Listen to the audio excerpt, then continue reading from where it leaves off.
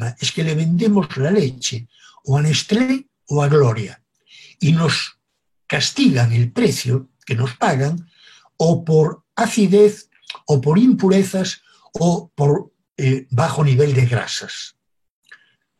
Entonces, tomamos el mismo curso, las mismas tomas, los mismos materiales y hacemos un curso. Una clase empadre y cuidados durante el empadre, durante la aparición. 4 clases de obtención y tratamiento y cuidados de la leche. Luego, 4 clases de alimentación. Pero en la última decíamos, pero si no tenemos animales de raza lechera, no vale la pena alimentarlo porque va a dar poca leche. Ahí venía la genética. Es decir, cambiamos el orden académico, que a nivel académico es eficiente, por el orden que podían entender los destinatarios del mensaje. Entonces, la estructura de relato debe adecuarse al destinatario. El instrumento, bueno, si yo quiero avisar que viene una tormenta, uso la radio, las redes y la televisión si puedo. Pero si quiero informar o educar o capacitar en cómo hacer construcciones que soporten las lluvias torrenciales, entonces hago un curso, un paquete pedagógico multimedial. Es decir, el instrumento debe adecuarse a los contenidos, el destinatario y la disponibilidad de recursos. Y por último, el momento. Trabajábamos con el Ministerio de Agricultura, horario de trabajo de 8 de la mañana a 5 de la tarde, con 2 horas a mediodía. Íbamos a una comunidad, llevábamos varios cursos, cuáles les interesan, este y este. Ah, muy bien. ¿Cuándo empezamos? ¿Le parece bien? ¿El lunes? Sí. ¿A las 9? Muy bien. A las 9 en punto estábamos y no había nadie. No habíamos tomado en cuenta que empezaba la cosecha o empezaba la siembra o eran las fiestas del pueblo. Es decir, el momento debe ser definido por el destinatario, no por nosotros. Si lo definimos nosotros, somos emisores y no interlocutores. Y si tomamos en cuenta esos 7 elementos, contenidos, nivel, códigos, estructura de relato, instrumento, tratamiento y momento, y lo adecuamos al destinatario, este destinatario deja de ser el receptor pasivo que cumple órdenes y pasa a ser un interlocutor activo, realmente participante en el proceso de comunicación. Y aquí vale la pena hacer una pequeña pausa. Participar, lo hemos discutido con un colega que trabajó conmigo y trabajó también en Perú, Santiago Funes, y llegamos a la conclusión de que participar no es el derecho a levantar la mano, no. Participar es obtener o recuperar espacios de poder social que han sido negados o expropiados. Eso es participar, obtener poder. Por eso que cuando me plantearon el segundo tópico a desarrollar, la comunicación participativa, si es comunicación, es participativa. No puede haber comunicación que no sea participativa, porque estoy tratando al destinatario como un igual y estoy compartiendo con él herramientas que le permiten mejorar su capacidad de negociación con los recursos naturales, con el mercado y con la sociedad en general. Esa es la comunicación que hay que hacer para generar desarrollo. Bueno,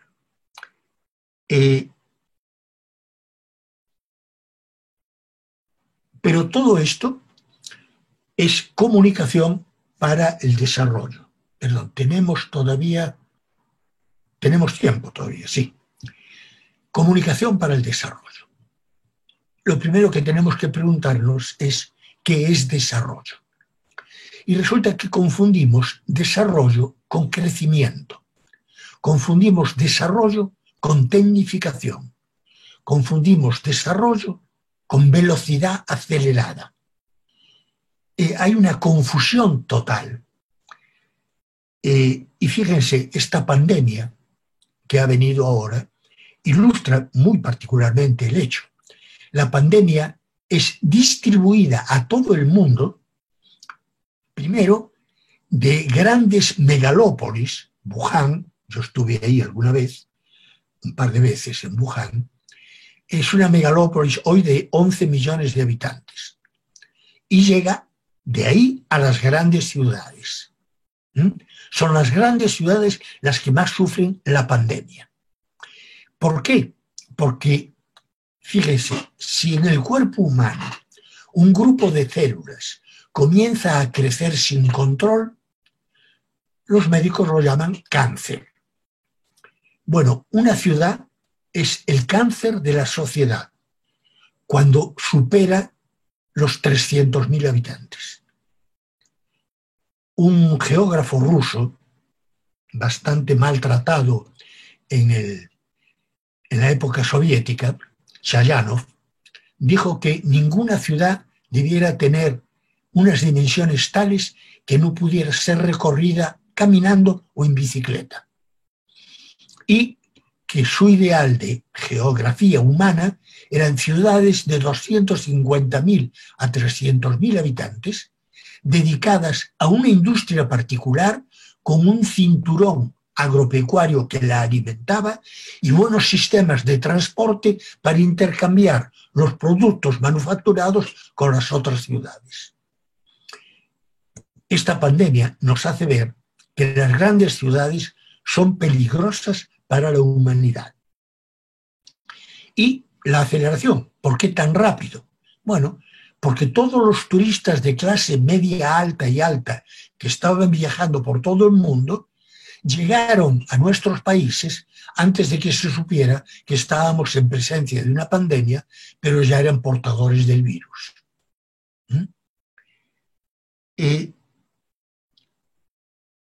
Digamos, para nosotros desarrollo no es solamente crecimiento. Desarrollo es un proceso gradual de mejora de la calidad de vida biológica, afectiva y social. ¿Por qué biológica? Empezamos esta charla a las 4 o a las 3. Bueno, a las 3. En todo, ¿a qué hora? A las 3 iniciamos. A las 3 hora peruana. Claro. Y son las 5 menos 10. En horas peruanas terminamos a las 5 y luego iniciamos con las preguntas. A las 5 tengo que terminar. Muy bien.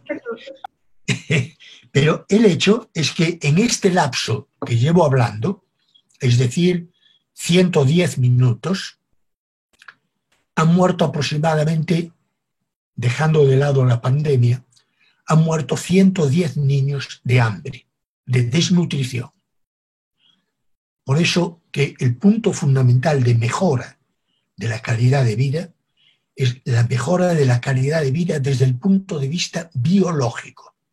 Otros 110 niños, por mala nutrición de la madre o su mala nutrición, han sufrido deterioros en el sistema nervioso que nunca van a poder superar. ¿Por qué mejora de la calidad de vida biológica, la calidad de vida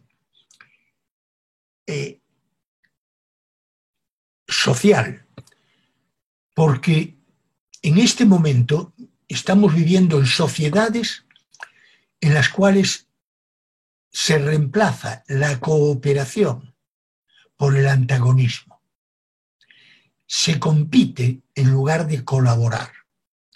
Y cuando yo tengo un competidor, es un enemigo. Y el enemigo tiro a matar. Por eso el modelo emisor-medio-receptor tiene siempre un público objetivo. Cuando yo le disparo un mensaje a ese receptor pasivo, es el disparo comunicativo más letal que puedo producir. Y por eso se habla en la jerga comunicativa, de impacto y de público blanco u objetivo. Todos términos bélicos sacados del origen del modelo. Yo creo que nosotros debemos propender a una sociedad solidaria, a una sociedad donde puede haber emulación, pero no competencia. En la emulación trato de imitar a alguien que hace las cosas mejor que yo. En la competencia trato de destruir a mi competidor. Y los últimos desastres que hemos visto, el dopaje en el deporte, es un ejemplo claro de a dónde nos lleva la competencia en lugar de la cooperación. Miren, si yo fuera presidente del Comité Olímpico, pondría una medalla de platino para los 5 primeros, una de plata para los 5 segundos, una de bronce para los 5 terceros y una de latón para... Es decir, ese premio que lleva a un nivel superior a un individuo porque venció a los demás. Venció como si fuera una batalla. No compitió con él, no lo emuló, sino que luchó con él. Bueno, se trata de crear una sociedad donde la solidaridad y los aportes mutuos a la sociedad sean compartidos por todos. Y por último, una sociedad en la cual las culturas estén al alcance de todo el mundo y no sean patrimonio de grupos reducidos. Y hablo de las culturas porque hay multitud de culturas. Y además tiene que ser el proceso de desarrollo tiene que ser sustentable en 4 niveles. Económicamente, pero no en términos financieros. El retorno de la inversión en desarrollo puede ser un retorno en especie, no financiero. Tiene que ser sustentable ecológicamente, es decir, tiene que respetar los ecosistemas. Gran parte de la pandemia que sufrimos, la sufrimos debido a nuestra agresión a los ecosistemas. Tiene que ser sustentable energéticamente. Un economista que admiro, Georges Courregen, hizo un análisis de la producción cerealera en el cordón cerealero estadounidense, que produce cereales como para exportar, y de hecho viven de la exportación. Y llegó a la conclusión, en base a los datos elaborados por un matrimonio, Steinhardt y Steinhardt, de que para producir una caloría de alimentos se consumen 9 calorías, en su mayor parte, de combustibles fósiles no renovables. A esa agricultura yo la he denominado la agricultura del petróleo. No tiene la racionalidad que tiene la agricultura de subsistencia. Consume más energía que la que genera. Entonces, tiene que haber sustentabilidad energética. Y por último, tiene que ser sustentable en términos de equidad. Acabo de leer que las 10 personas más ricas del mundo poseían hasta hace 3 meses 694.000 millones de dólares. Y ayer leo que han ganado con la pandemia 25 de los grandes afortunados, es decir, poseedores de fortuna, han incrementado sus fortunas en 250.000 millones de dólares. No hay equidad. Y no hay equidad no solo a ese nivel, sino a otro nivel. No le reconocemos a la mujer el papel que tiene en la reproducción biológica y cultural de la sociedad. No se lo reconocemos. Eso no aparece en el Producto Interno Bruto, el aporte de la mujer. Y además la maltratamos vigorosamente cada vez que podemos. Parte de la equidad es equipotencialidad e igualdad de derechos para la mujer.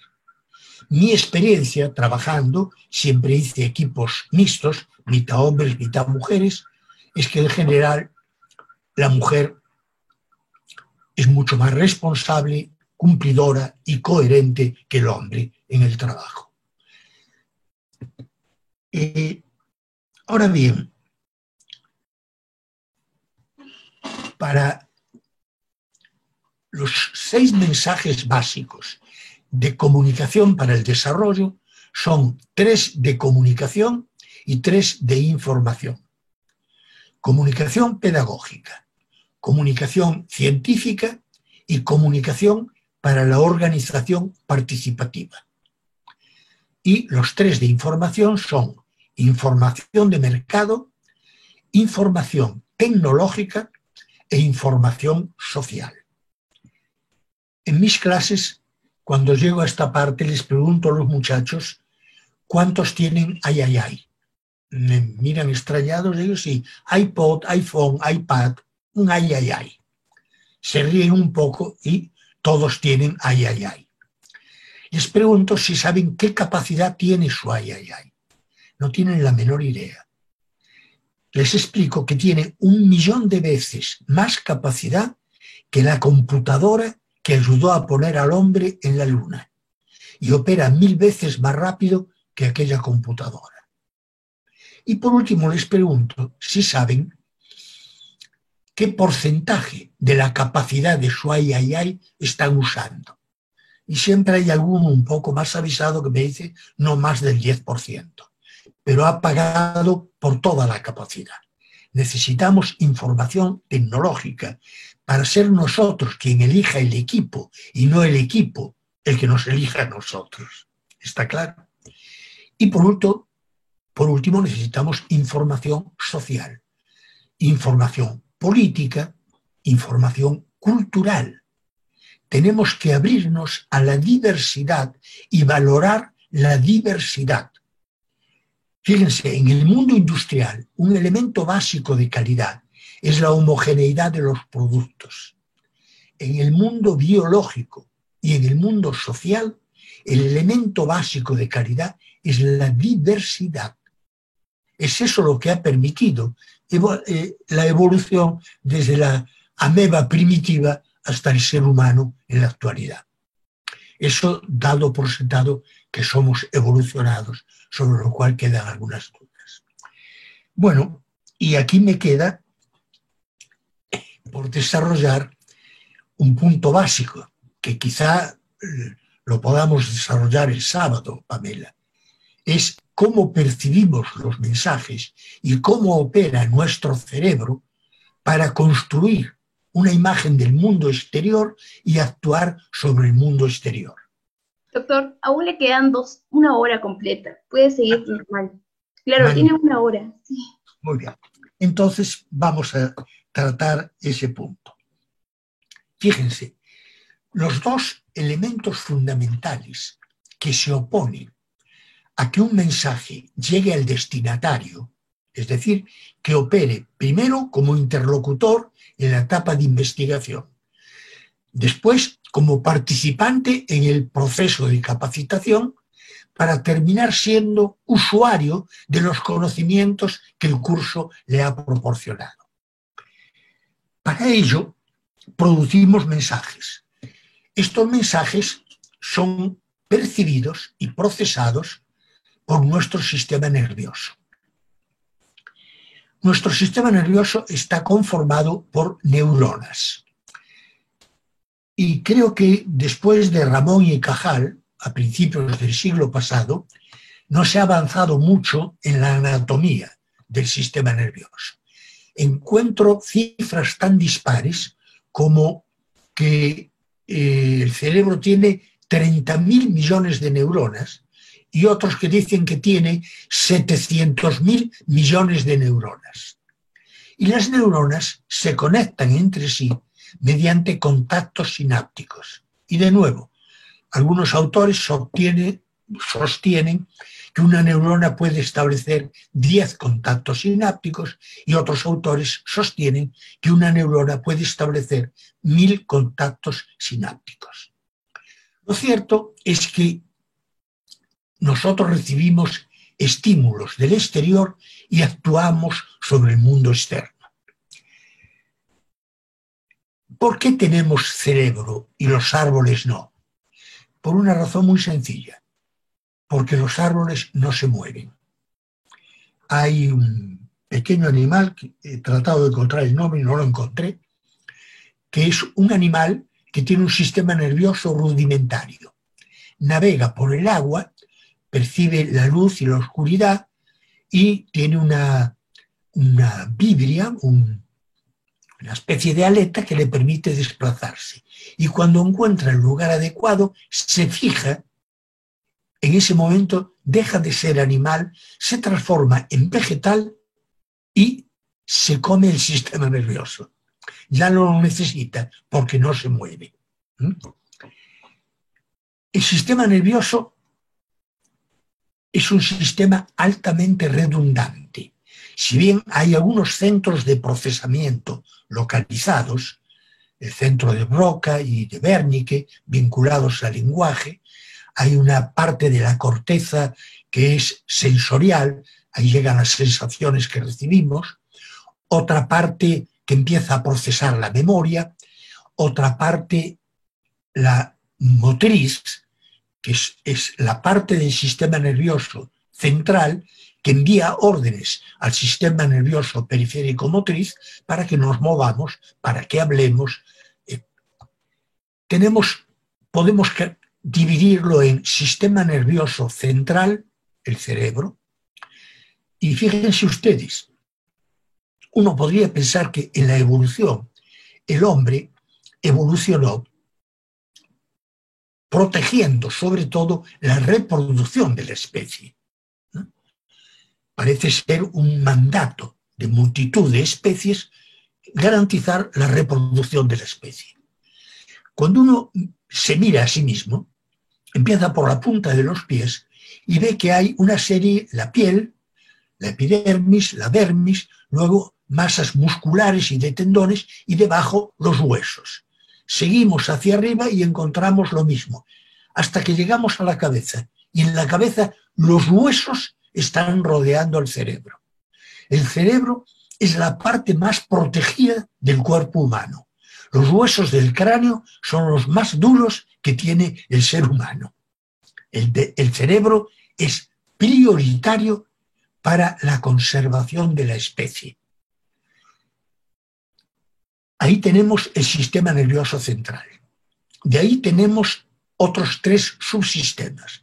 El sistema nervioso periférico sensorial, terminales nerviosos que llevan al sistema nervioso central, o bien estímulos electromagnéticos transformados en la parte que corresponde a la luz, o bien estímulos químicos, el olfato, el gusto, o bien estímulos mecánicos, el tacto y el sentido del equilibrio. Y por último, y después tenemos el sistema nervioso periférico motriz. El cerebro da órdenes y estos nervios actúan sobre los músculos para contraerlos o distenderlos y nos permiten la movilidad, la gestualidad, etc. Y por último, hay un 4º subsistema, que es el sistema nervioso periférico endocrino. Es el que inerva el interior del cuerpo y nos dice si tenemos sed, si tenemos hambre, si tenemos apetito sexual o si lo hemos saciado. Es un sistema que controla aspectos básicos de nuestra supervivencia biológica.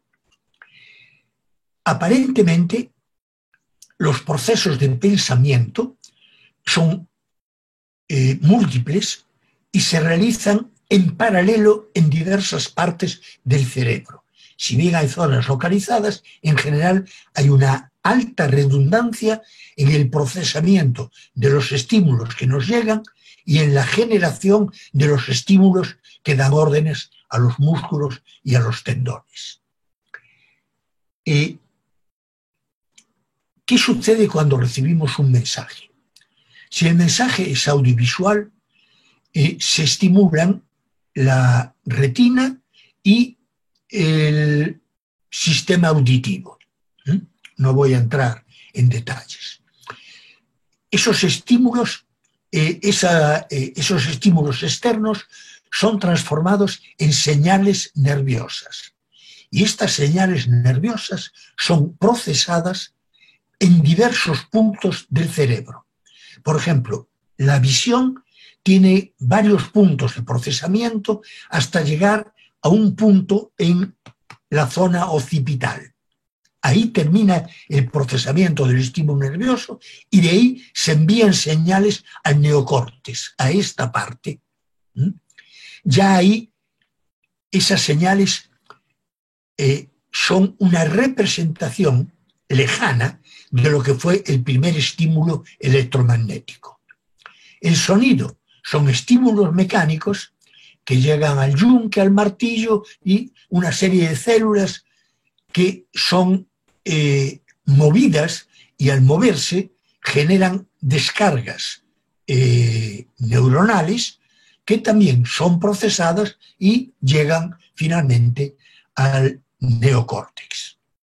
Y en el neocórtex se toman decisiones. Hay toda una serie de otros aparatos que tienen que ver con la memoria a corto plazo, la memoria a largo plazo, pero todos están interrelacionados.